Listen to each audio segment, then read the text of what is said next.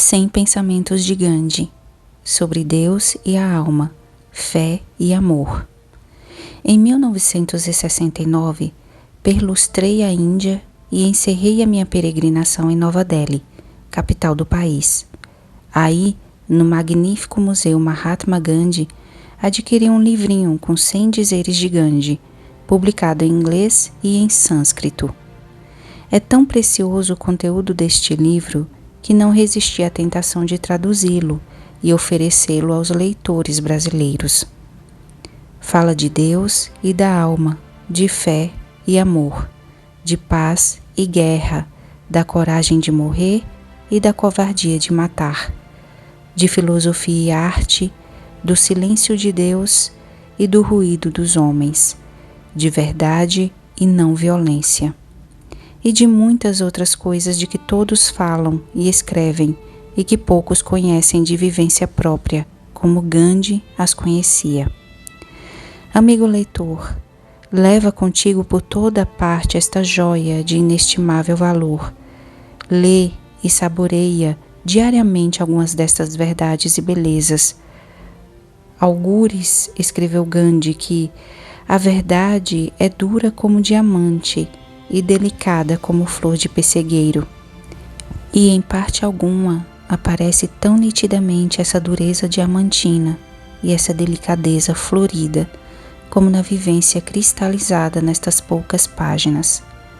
Sugerimos ao leitor que não leia de uma só vez estes 100 pensamentos, mas que saboreie de cada vez apenas uma ou outra destas verdades, a fim de assimilá-las devidamente, fazendo delas luz da sua luz, vida da sua vida, espírito do seu espírito.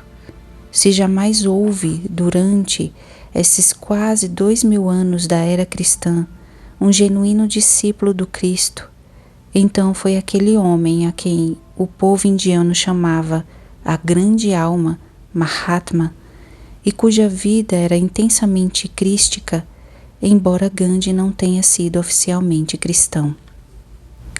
Sinceridade da minha vida. 1. O desejo sincero e puro do coração é sempre realizado. Em minha própria vida, tenho sempre verificado a certeza disto. 2. Divergência de opiniões não deve jamais ser motivo para hostilidade. Se assim fosse, eu e minha mulher seríamos inimigos jurados, um do outro. 3. Os meus sonhos não se resumem a sentimentos balofos. Faço o possível para converter em realidade os meus sonhos. 4. A verdade me é infinitamente mais cara do que o meu título de Mahatma, que não passa de um simples fardo para mim. O que até agora me salvou da opressão desse título de Mahatma é o conhecimento da minha indignidade e do meu nada. 5. Eu consideraria uma blasfêmia identificar-me com Krishna.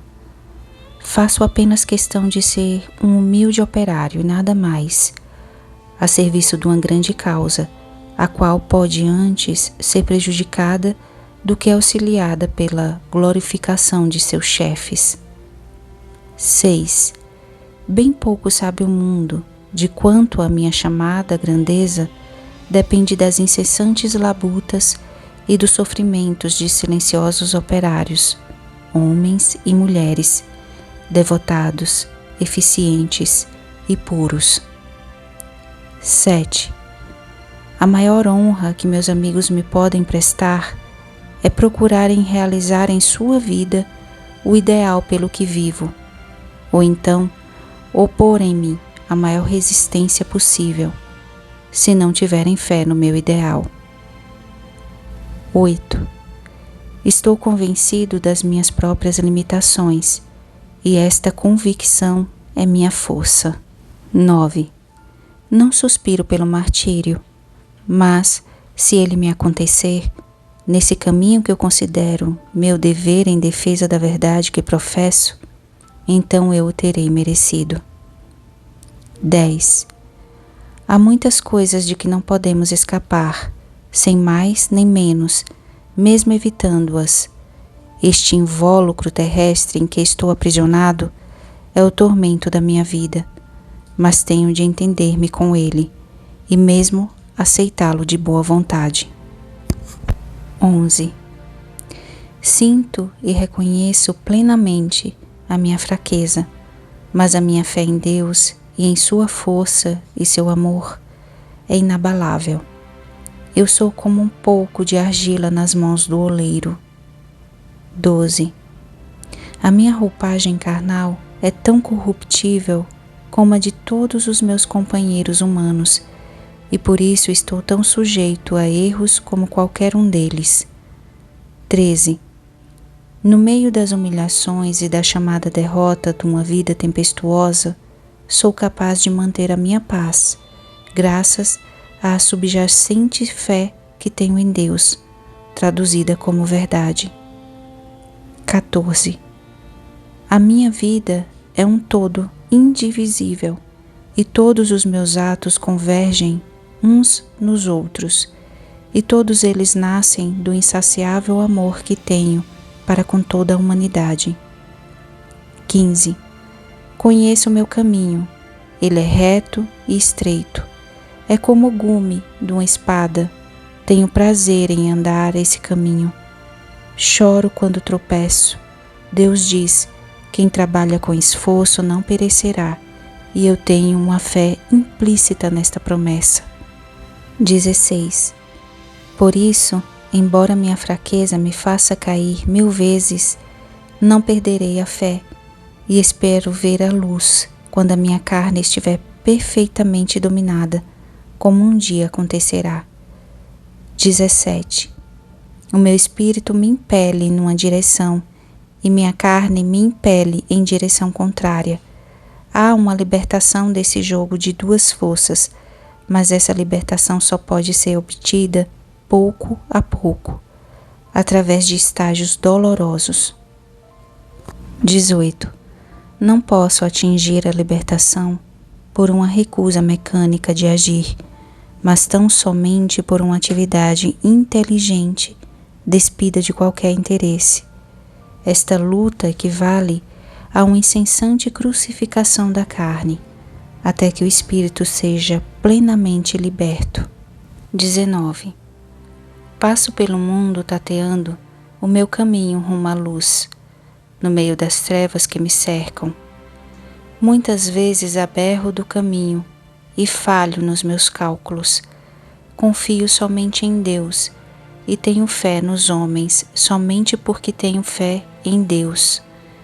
Se não tivesse Deus em quem confiar, seria como Tímon, inimigo da raça humana. 20. Não me interessa prever o futuro, só me ocupo com o presente.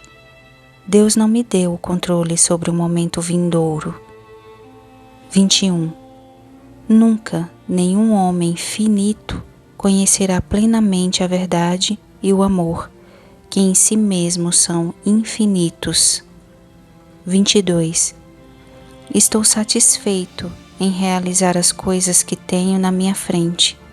Não me preocupo com o porquê e o para quê das coisas. O bom senso nos ajuda a perceber que não devemos emaranhar-nos em coisas que não podemos compreender. Deus é a verdade. 23. Adoro Deus somente como a verdade. Não o achei ainda, mas não cesso de procurá-lo. Estou disposto a sacrificar as coisas que me são mais caras, a fim de prosseguir nessa busca, e ainda que fosse necessário sacrificar a própria vida, espero estar pronto para esse sacrifício. 24. Não é dado ao homem conhecer a verdade total. O seu dever está em viver de acordo com a verdade na medida que ele a percebeu, e em procedendo assim, deve recorrer aos meios mais puros, isto é, a não violência. 25. A verdade habita no coração de todo homem, e é ali que devemos procurá-la e viver de acordo com ela, na medida da nossa compreensão. mas ninguém tem o direito de obrigar outros a viverem segundo a verdade assim como ele mesmo a enxerga. 26. Nunca em minha vida me tornei culpado de dizer coisas de modo diferente do que as via. A minha natureza me leva em linha reta ao cerne das coisas, e se muitas vezes falho neste caminho, tenho a certeza de que a própria verdade, em última análise, se fará ouvida e sentida por si mesma, como tantas vezes aconteceu na minha vida. 27. Procuro a verdade humildemente, mas com toda a seriedade, e no caminho dessa busca confio totalmente nos meus companheiros de jornada, de maneira que eu possa conhecer os meus erros e corrigi-los. 28. Eu sou um simples aprendiz, não tenho erudição profunda, aceito a verdade, onde quer que a encontre, e procuro viver de acordo com ela. 29. Deveras, o que a um pode parecer erro manifesto, a outro pode parecer como pura sabedoria, e nada pode fazer, mesmo que seja vítima de alucinação. 30.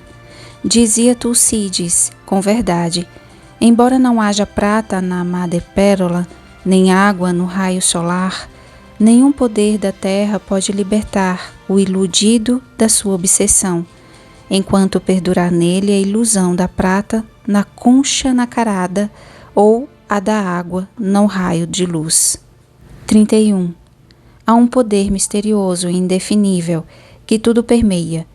Eu o sinto, ainda que não o veja. Sentimos a presença desse poder invisível e, no entanto, ele desafia toda a nossa demonstração, porque é tão diferente de tudo que percebemos com os sentidos. Ultrapassa os sentidos, mas é possível, até certo ponto, raciocinar sobre a existência de Deus. 32. A fé transcende a razão. O único conselho que posso dar é o de não tentar o impossível. Não posso explicar a existência do mal com nenhum argumento racional. Tentar isto seria igualar-se a Deus. 33. A música divina flui incessantemente dentro de nós, mas o ruído dos sentidos abafa essa música, que em nada se parece com o que os nossos sentidos possam perceber e ouvir. Ela é infinitamente superior a tudo isto. 34. Sou de parecer que todos nós podemos ser arautos de Deus, quando deixamos de ter medo dos homens e buscamos a verdade em Deus, depois de perdermos todo o medo dos homens. 35. Anseio por ver Deus face a face. O Deus que eu conheço se chama Verdade. Para mim, o único caminho certo para conhecer a Deus é a não violência, a anrisa, o amor. 36. Deus perscruta os corações, transcende palavras e pensamentos. Ele conhece o nosso íntimo melhor do que nós mesmos. Não toma a sério as nossas palavras, porque sabe que muitas vezes não sabemos o que dizemos, uns consciente, outros inconscientemente. 37. Deus é puríssima essência. Para os que têm fé nele, Deus simplesmente é. 38. Nós não somos, somente Deus é. E se nós queremos ser, devemos eternamente cantar seu louvor e fazer sua vontade. Dancemos ao som do seu maravilhoso alaúde e tudo vai bem. 39. Eu não vi Deus, nem o conheço. Fiz da fé que o mundo tem em Deus a minha fé, e sendo a minha fé inextinguível, faço da minha fé a minha experiência pessoal. 40. Tenho de tomar Deus por meu único guia. Deus é um Senhor zeloso, não partilha com ninguém a sua soberania. 41. Deus é o mais rigoroso soberano que conheci aqui na terra. Ele nos exige contas inexoravelmente. 42. Deus vem em teu socorro, deste ou daquele modo, e te faz ver que não deves perder a fé, porque Ele está sempre atento ao teu aceno e a teu clamor, mas a seu modo e não a teu modo. Quanto a mim, não posso recordar-me de um único caso em que me tenha abandonado, nem mesmo na hora extrema. 43. Mesmo no mais negro desespero, quando parece já não haver auxílio e conforto neste vasto mundo, o seu nome nos enche de força e afugenta todas as dúvidas e todo o nosso desespero. 44. Peçamos que Deus purifique os nossos corações de mesquinhez, vileza e fraude, e Ele certamente atenderá ao nosso pedido. Muitos há que sempre retornam a essa inesgotável fonte de força. 45. Ainda que Deus esteja em cada átomo, ao redor e dentro de nós, contudo, reservou ao seu poder o direito de se manifestar a quem Ele escolher. 46. Num sentido estritamente científico, é Deus a base tanto do bem como do mal. Dirige o punhal do assassino, bem como o bisturi do cirurgião. Cabe uma breve nota sobre esse trecho. Aqui, Gandhi parece falar como fatalista, mas por outros textos se evidencia o que ele pensava do livre-arbítrio do homem. Deus é, certamente, o autor da faculdade do livre-arbítrio humano, mas o uso ou abuso dessa faculdade corre por conta do homem, e não de Deus. Deus é causa material, dizem os filósofos, mas não causa formal, nem do bem, nem do mal dos homens. 47.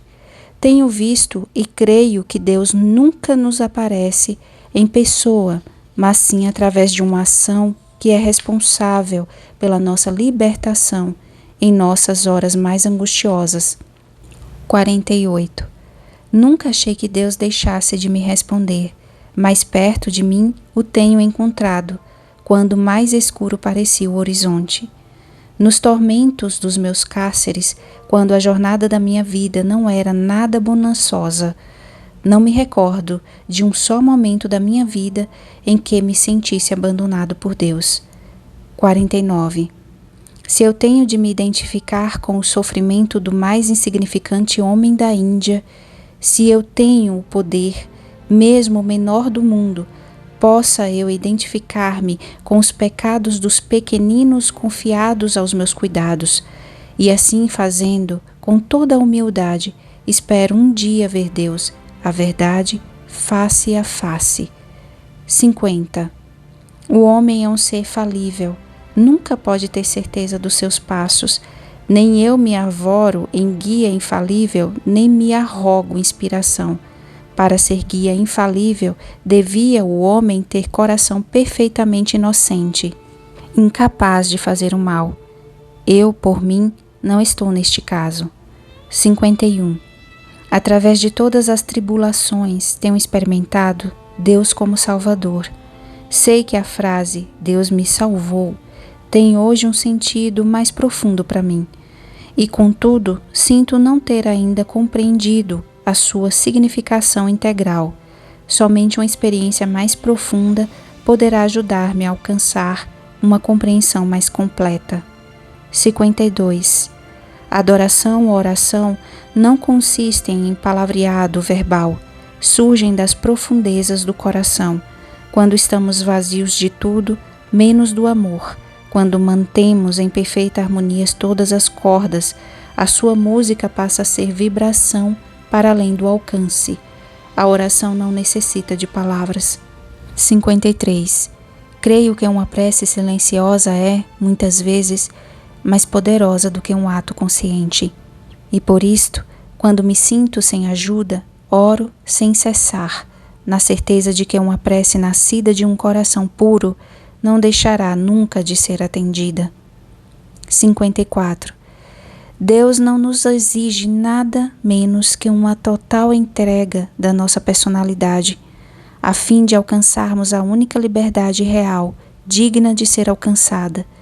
E quando o homem se perde a si mesmo deste modo, logo se acha a si mesmo a serviço de todos os seres vivos.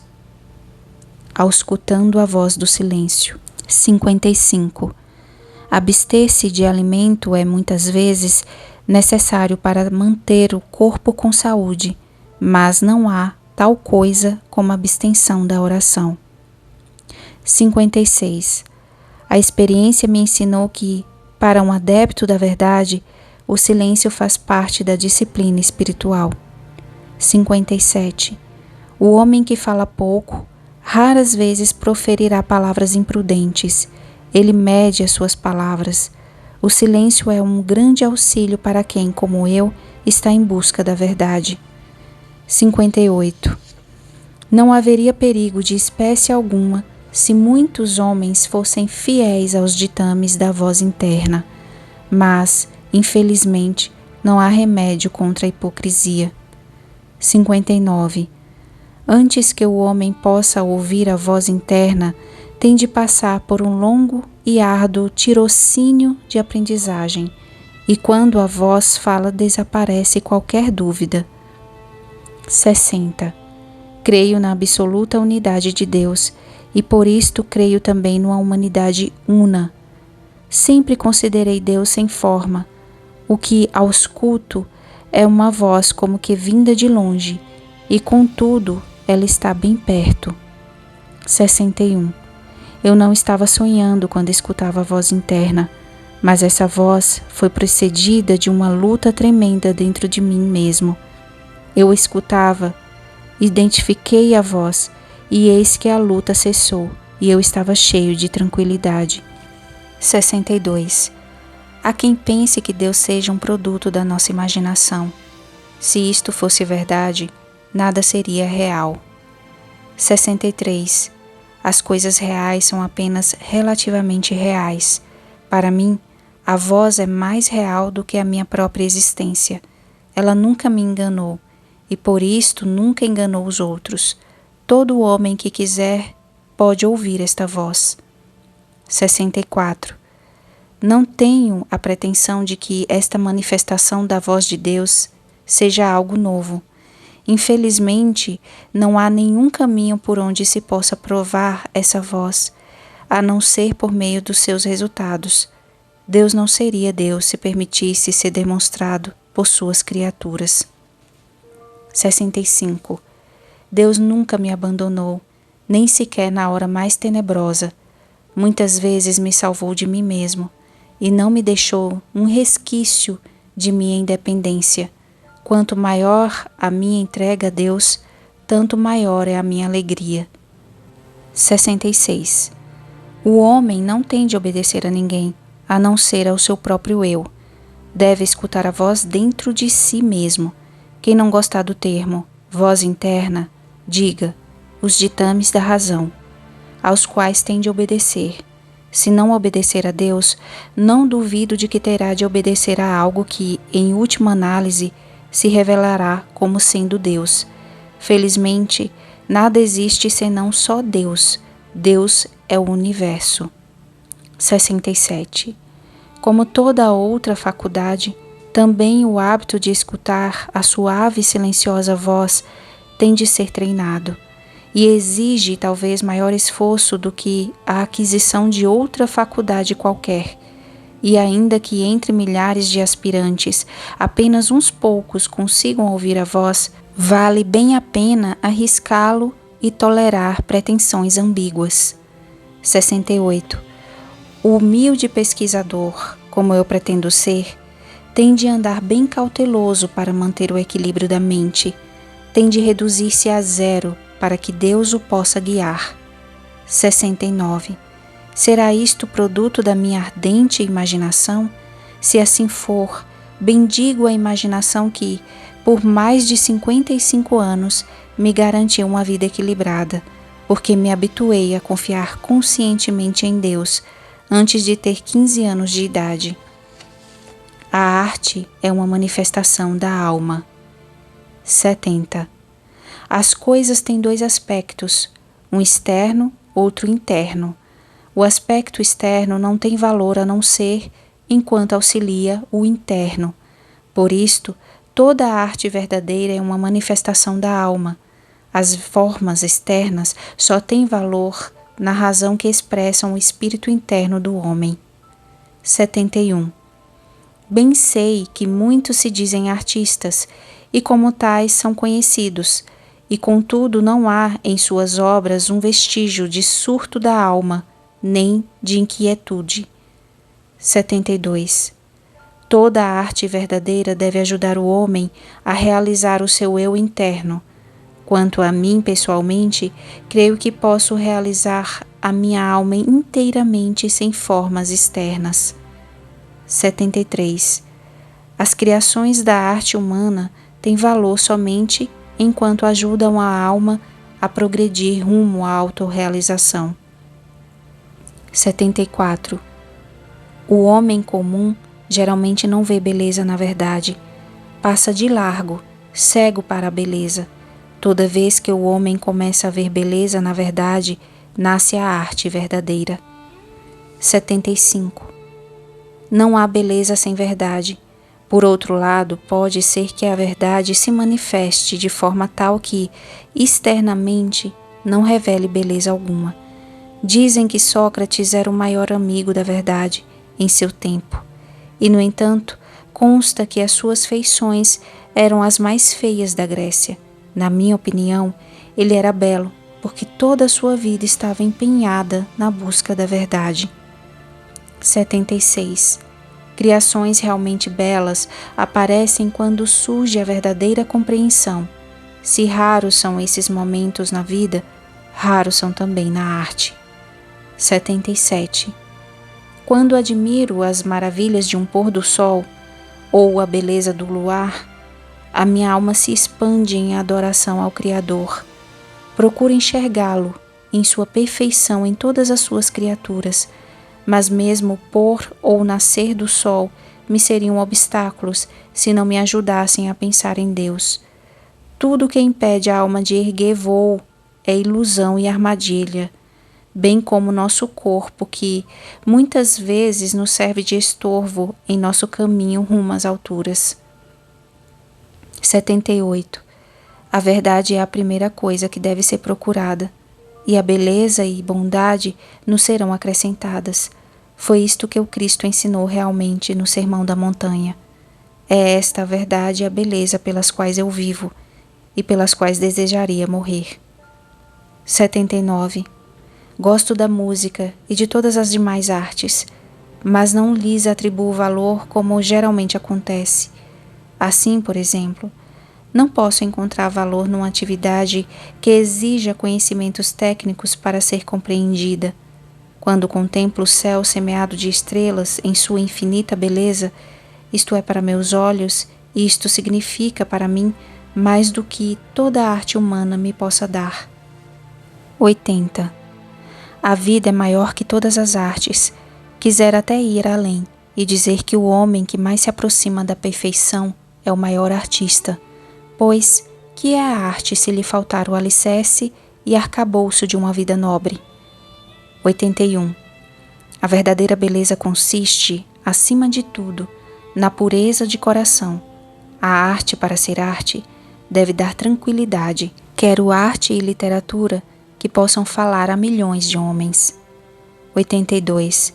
Durante toda a minha vida, a insistência que faço na verdade me leva a considerar a arte como responsabilidade, não violência como imperativo da consciência. 83. A vida humana é uma série de responsabilidades e nem sempre é fácil fazer na prática o que na teoria se enxergou como sendo verdade. 84. Há princípios eternos que não admitem compromisso, e o homem deve estar disposto a sacrificar a sua vida em defesa desses princípios. 85. Não tenho a pretensão de ser perfeito, mas faço questão de me empenhar numa apaixonada busca da verdade, que é apenas outra palavra para Deus. 86. A não violência é a lei da espécie humana, assim como a violência é a lei do bruto. O espírito jaz dormente no irracional, que não conhece outra lei senão a força. A dignidade do homem exige obediência a uma lei superior, ao poder do espírito. 87. A não violência é o artigo número 1 da minha fé e é também o último artigo do meu credo. 88. O autossacrifício de um único homem é milhões de vezes mais poderoso do que o sacrifício de 1 milhão de homens que morrem matando outros. 89. Quando eu for incapaz de praticar o mal, quando nenhuma palavra áspera ou arrogante abalar por um momento sequer o meu mundo mental, só então, e não antes, a minha não violência conquistará o coração do mundo inteiro. 90. O que eu faço pode ser feito por todos, porque eu não passo de um ser mortal comum, sujeito às mesmas tentações e acessível às mesmas fraquezas dos melhores entre nós. 91. Tenho sido um jogador durante a minha vida toda. Na minha paixão por manter a minha fé na não violência, arrisquei os maiores compromissos. 92. Não fui tão dedicado à Anvisa como fui à verdade. Tenho posto a segunda em primeiro lugar e a primeira em segundo. 93. Um homem que professa não violência nada pode fazer a não ser pela graça de Deus. Sem ela, não teria coragem de morrer sem ira, sem temor, sem vindita. 94. O sol no céu enche o universo todo com o seu calor vivificante. Mas, se alguém tentasse aproximar-se dele, seria reduzido a cinzas. É o que acontece com relação à divindade. Tornamo-nos semelhantes a Deus na medida que praticamos não violência, mas não podemos jamais tornar-nos totalmente iguais a Deus. 95. Não violência é a lei suprema. Durante meio século de experiências, nunca enfrentei uma situação que me deixasse sem auxílio ou não tivesse remédio em termos de não violência. 96. O meu conceito de não violência não me leva a fugir do perigo e deixar sem proteção os que me são caros. Na alternativa entre violência e fuga covarde, só posso preferir a violência à covardia. Tampouco posso recomendar não violência a um covarde, como posso convidar um cego a gozar magníficos panoramas. 97. Na qualidade de covarde, que fui durante anos, eu abrigava a violência. Só comecei a apreciar a não violência quando comecei a despojar-me da covardia. 98. Não passo de um humilde pioneiro na ciência da não violência. As suas ocultas profundezas me arrepiam, às vezes, como arrepiam os meus companheiros de trabalho. 99. O mundo não é totalmente governado pela lógica. A própria vida envolve certa espécie de violência, e a nós nos compete escolher o caminho da violência menor. 100. A força de matar não é essencial para a autodefesa. Devemos ter a força de morrer. Quando alguém está plenamente disposto a morrer, nem sequer lhe vem o desejo de praticar violência. Gandhi em datas: 1869, 2 de outubro. Mohandas Karamchand Gandhi nasce em Porbandar. 1882. Casa-se com Kasturbai, ambos com 13 anos de idade. 1888, 4 de setembro. Gandhi embarca para a Inglaterra. 1891, 11 de junho. Retorna à Índia com o título de advogado. 1893. Viaja para a África do Sul, contratado para acompanhar um processo legal. 1894, 22 de maio. Funda o Congresso Indiano de Natal para lutar contra as injustiças por parte dos europeus. 1896, junho. Vai à Índia buscar sua família. 18 de dezembro, o navio que o leva e a família chegam a Durban. 1899, outubro. Guerra dos Boeres, da qual Gandhi toma parte como ambulanceiro. 1901. Retorna à Índia, abre um escritório em Bombaim, chamado por um cabograma urgente. Volta à África para representar os indianos junto a Chamberlain. 1906. Gandhi pronuncia seu voto de castidade. Brahmacharya. 1907, 31 de julho, aprovada a Lei de Registro Obrigatório dos Asiáticos da África do Sul. 1908, 16 de agosto, os asiáticos queimam seus certificados de registro sob orientação de Gandhi. Outubro, Gandhi cumpre 2 meses de prisão. 1910, funda a Fazenda Tolstói para prosseguir na luta pelos direitos dos indianos. 1913, transfere novamente sua colônia para Fênix, onde já havia estado em 1904. 1914, 30 de junho, Pacto Smuts. Gandhi consegue direitos para os imigrantes indianos na África. 18 de julho, Gandhi deixa a África. 4 de agosto, Primeira Guerra Mundial. 6 de agosto, Gandhi avista Sikh Gokhale, na Inglaterra.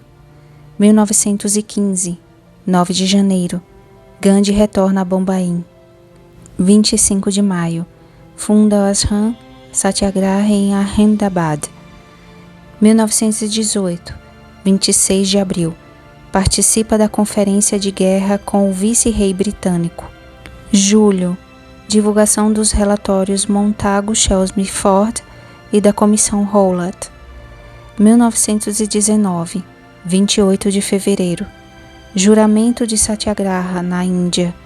30 de março e 6 de abril, greves nas cidades indianas. 13 de abril, massacre de Jallianwala Bagh. 18 de abril, suspensão do movimento Satyagraha. 17 de outubro, em Punjab, tenta pacificação e participa de comissão para apurar atrocidades. 24 de novembro, participa da Conferência Pan-Indiana. 1920, 14 de maio, condições de paz com a Turquia descontentam muçulmanos indianos. 13 de julho, morre Lokmanya Tilak. Gandhi torna-se líder. 1921, 12 de fevereiro, Gandhi suspende desobediência civil e inicia jejum de penitência. 18 de março, condenado a 6 anos de prisão. 1924, 5 de fevereiro, quase morre de apendicite aguda, sai da prisão. 19 de setembro, 10 de outubro, jejum pela União Indo-Muçulmana. Julho, funda a Associação Indiana de Fiação para incentivar a produção de Khadi. Agosto, abandona o Congresso, deixa a política, dedicando-se à divulgação de suas ideias. 1928, 23 de dezembro, Gandhi e os líderes do Congresso encontram-se com o vice-rei Lord Irving. 1930, 26 de janeiro, juramento de independência na Índia. 12 de março, 5 de abril, Marcha do Sal. 4 de maio, Gandhi é preso. 1931, 26 de janeiro, Gandhi e os demais presos são libertados. 4 de março, Gandhi e Lord Irving assinam um pacto. 29 de agosto, viaja para a Inglaterra, é delegado do Congresso à segunda mesa redonda. 28 de dezembro, retorna à Índia sem a libertação esperada. 1932, 4 de janeiro, preso após reencetar a desobediência civil. 27 de setembro, jejum pelo voto dos párias. 1933, fevereiro, muda o nome do jornal que dirige, de Young India para Harijan, ainda na prisão. 23 de agosto, libertado. 1934, junho, escapa de 3 atentados. Outubro, funda a Associação das Indústrias de Aldeia. 1936, instala-se em novo ashram em Sevagram, onde Auri através de jejum e oração, forças para libertar sua pátria. 1937, primeiras eleições na Índia, conforme previsto pelo estatuto outorgado. 1939, 3-7 de março, jejum por uma arbitragem entre o Rajá de Rajkot e seus súditos, Segunda Guerra Mundial. 1940, campanha de Satyagraha contra a participação da Índia na guerra, é preso. 1941, dezembro, Gandhi é libertado, Japão na guerra. 1942, 27 de março, avista-se com Sir Stanford Cripps, que solicita a cooperação indiana. 14 de julho, Congresso rejeita as propostas Cripps e vota a moção, saiam da Índia. 9 de agosto, preso com todos os líderes políticos, Congresso declarado ilegal, é sua última prisão. 1943, 10 de fevereiro, jejua na prisão em protesto às acusações de instigador de violência que domina o país. 1944, 22 de fevereiro, Kasturbai morre na prisão. 6 de maio, Gandhi é libertado. 1946, março, missão britânica estuda a concessão de independência à Índia. 16 de maio, missão publica seu relatório. 2 de setembro, Nehru assume governo provisório. 7 de novembro, campanha de pacificação. 1947, 20 de fevereiro, Lord Mountbatten, vice-rei, comissão de preparar terreno para a saída dos ingleses. 15 de junho, aprovado plano de separação em Índia e Paquistão. 15 de agosto, independência indiana. 4 de setembro, Gandhi jejua pelo término da violência. 1948, 16 de janeiro, Gandhi jejua em favor da segurança dos muçulmanos na Índia. 30 de janeiro, atingido por 3 tiros disparados por Nathuram Vinayak Godse, um hindu fanático. Morre Gandhi.